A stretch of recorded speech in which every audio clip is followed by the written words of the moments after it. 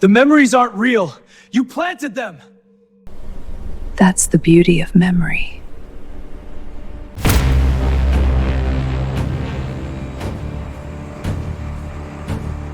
Marcus sat in his therapist's office, staring at the childhood photo Dr. Elena had just shown him. "Do you remember this?" she asked softly. The photo showed a young boy crying in a basement, a dark basement Marcus had never seen before. But the boy's face was his.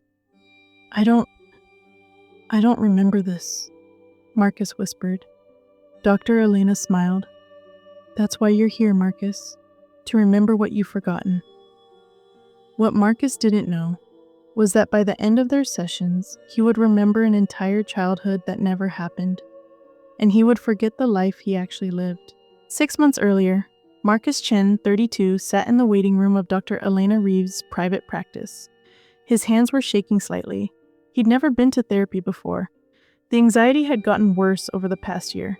Panic attacks at work, sleepless nights, a constant feeling that something was wrong with him, but he couldn't explain what. His girlfriend Sarah had insisted he get help. "Marcus?" A woman's voice called from the doorway. "I'm Dr. Reeves. Please, come in." Dr. Elena Reeves was in her late 40s, with kind eyes and a warm smile. Her office was comfortable, leather chairs, soft lighting, plants in the corners. It felt safe. "Tell me what brings you here," she said, settling into her chair with a notepad. Marcus explained the anxiety, the panic attacks, the feeling of wrongness he couldn't shake. Dr. Elena listened carefully, nodding. "Have you considered that these feelings might be connected to suppressed memories? Sometimes our minds protect us from traumatic experiences by hiding them away, but they don't disappear. They manifest as anxiety." "I don't have any traumatic memories," Marcus said. "My childhood was normal. Loving parents, good school, nothing dramatic." "Are you sure?" Dr. Elena's eyes held his. "Memory is a fragile thing, Marcus. Sometimes what we think we remember isn't quite accurate." Something about her tone made Marcus uncomfortable, but he dismissed it. She was the professional. She knew what she was doing. "Let's start with some basic exercises," Dr. Elena continued. "I want you to close your eyes and think back to your earliest memory. What do you see?" Marcus closed his eyes. "I'm maybe 4 years old, playing in our backyard. My dad is pushing me on a swing."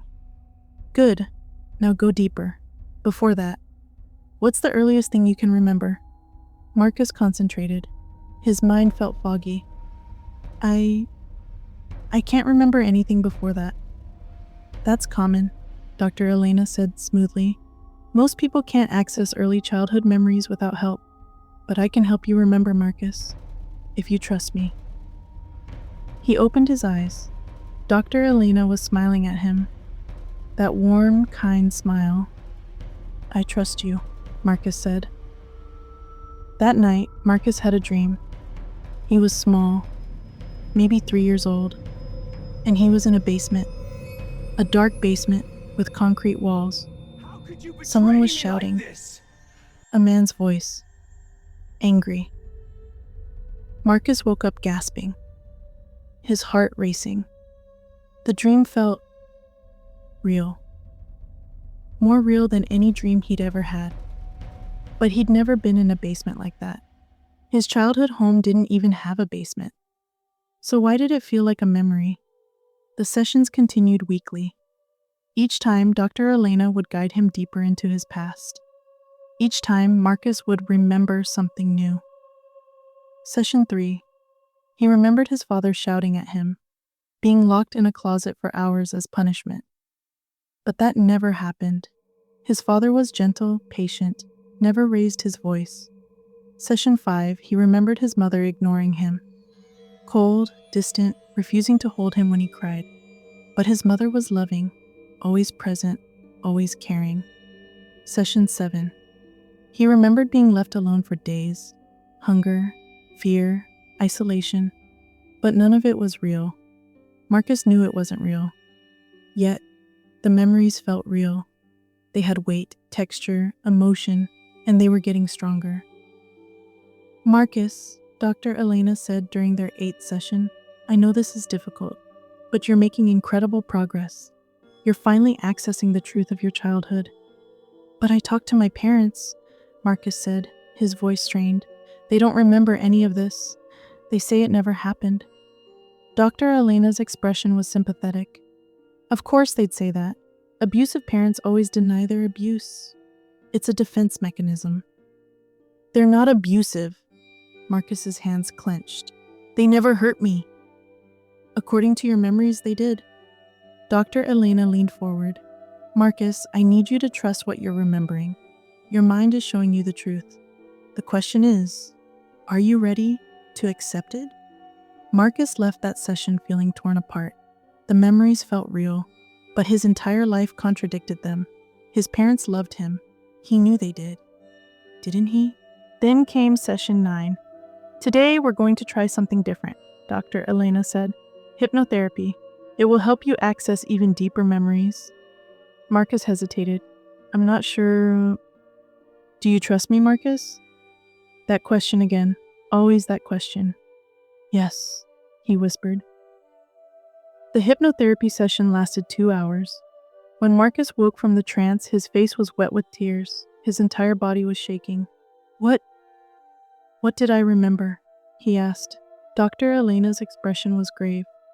Something terrible, Marcus. Something your mind had buried very, very deep. She showed him the notes she'd taken during his trance. According to what he'd said under hypnosis, his father had beaten him regularly. His mother had locked him in the basement for days at a time. They'd starved him, isolated him, broken him, and then they'd adopted a new child and treated that child with the love they'd never given Marcus. No, Marcus said, standing abruptly. No, that's impossible. I don't have a sibling. I'm an only child. Dr. Elena pulled out a document, a birth certificate. Daniel Chen, born 2 years after Marcus, adopted. Your parents never told you about your brother, Dr. Elena said softly. They erased him from your life, just like they tried to erase the abuse. Marcus stared at the document. It looked official, real, but it couldn't be real. Could it?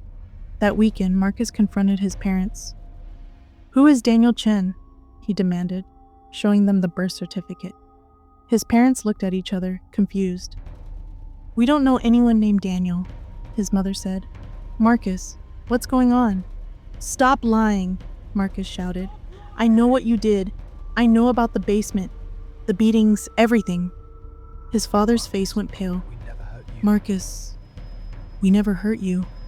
We love you. What has that therapist been telling you? But Marcus couldn't hear them anymore. All he could hear was Dr. Elena's voice in his head. Abusive parents always deny their abuse. Marcus stopped sleeping. The memories were constant now. Vivid, detailed, inescapable. He could feel the cold concrete of the basement floor, smell the mildew in the darkness, taste the fear. Sarah noticed the change in him. You're different, she said one night. Ever since you started therapy, you've been angry, distant. This isn't like you. You don't understand. You don't understand, Marcus said. I'm finally seeing the truth about my childhood. What truth? Your parents are wonderful people. You don't know them like I do. So she did something Marcus never thought to do. She investigated Dr. Elena Reeves. What she found terrified her. Dr. Reeves wasn't licensed in their state. Her credentials were from an online program of questionable legitimacy. And there were complaints, buried complaints, from former patients. Complaints about false memories. Implanted trauma. Families destroyed. 3 patients had filed lawsuits claiming Dr. Reeves had used experimental techniques to implant false memories of abuse. All 3 cases were settled out of court with non-disclosure agreements. One patient had been institutionalized after becoming convinced her entire childhood was fabricated. Another had committed suicide. Sarah showed Marcus everything she'd found. She's doing this to you, Sarah pleaded. She's implanting these memories. None of it is real, Marcus, none of it. Marcus stared at the documents. His mind was screaming that Sarah was right. But the memories felt so real. I need to go back, he said quietly. I need to confront her. Marcus arrived at Dr. Elena's office without an appointment. The waiting room was empty. The lights were dim. Dr. Reeves, he called out. In here, Marcus. He entered her office. Dr. Elena was sitting in her usual chair, smiling. That same warm, kind smile. I know what you're doing, Marcus said. His voice was shaking. The memories, they're not real. You planted them. Dr. Elena's smile didn't waver. Did I, Marcus? Or did I simply help you see what was always there? My parents never abused me. Daniel doesn't exist. You created all of this. Can you be sure? Can you be sure? Dr. Elena stood slowly. Can you really be certain which memories are real and which are false? Because I can't, Marcus. And neither can you. Not anymore. Marcus felt his blood run cold. That's the beauty of memory, Dr. Elena continued, That's the beauty walking of memory. closer. Once it's been questioned, once it's been altered, you can never fully trust it again. Even now, standing here, how do you know which Never version fully of your trust it childhood is again. true? The loving parents or the abusive ones? Why? Marcus whispered. Why would you do this? Because I can, Dr. Elena said simply. Because memory is power, and I've taken yours. Marcus went to the police, but Dr. Elena was careful. She had destroyed her session notes. There was no evidence of what she'd done, and without evidence, there was nothing the police could do. Sarah tried to help Marcus separate reality from implanted memory, but it was impossible. The false memories were too detailed, too vivid, too real. When Marcus closed his eyes, he saw two childhoods. In one, his parents loved him. In the other, they tortured him. And he had no way of knowing which one actually happened. 6 months after his last session with Dr. Elena, Marcus sits alone in his apartment. Sarah left. She couldn't watch him destroy himself trying to figure out which memories were real. His parents tried to help, but Marcus can't look at them without seeing two different people. The loving parents he thought he knew, and the monsters Dr. Elena showed him. He's seen 4 different therapists trying to undo what Dr. Elena did. None of them can help, because memory doesn't work that way. Once it's been corrupted, once it's been rewritten, there's no reset button. No way to restore the original file. Marcus has lost his past, and without a past, he's lost his identity. Who is he? The boy with loving parents? Or the boy who was abused? He doesn't know anymore. Some days he believes his parents. Some days he believes Dr. Elena. Most days he believes nothing. The worst part isn't the uncertainty. The worst part is knowing that somewhere in his mind, the truth exists. His real childhood, his real memories, his real past. But he can never access them again. They're buried under layers of false memories, fabricated trauma, and implanted emotions.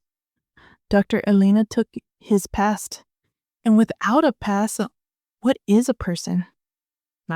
Just a collection of uncertain memories. A story with no reliable narrator. A ghost haunting his own life. Last week, Marcus received an email from Dr. Elena Reeves. It contained a single photograph, a childhood photo Marcus had never seen before. Him at age 5, smiling at the camera, standing in front of a house he doesn't recognize. The subject line read, "Do you remember this?" And underneath, a single sentence. "I've been doing this for 20 years, Marcus. You're patient number 47. How many of you do you think are out there, wondering which childhood was real?" Marcus stared at the photo for hours. Is it real? Is it another fabrication? He has no way of knowing, and that's exactly what Dr. Elena wanted. The scariest thing about memory isn't that it can be lost. It's that it can be rewritten. Because the one person who knows the truth is the person who took it from him. Dr. Elena Reeves is still practicing. Under a different name now, in a different state, with new patients, building new memories, destroying real ones. And there's nothing anyone can do to stop her. Because how do you prove someone stole memories when memory itself can't be trusted? So, What what do you think? do you think? Could someone really steal your memories? Have you ever wondered if your childhood memories are accurate? share your thoughts in the comments below. If this story disturbed you, that's exactly what psychological horror is supposed to do. Subscribe to Dark Branding for more stories that will make you question everything you think you know about reality. Remember, your mind isn't as reliable as you think it is. Sweet dreams.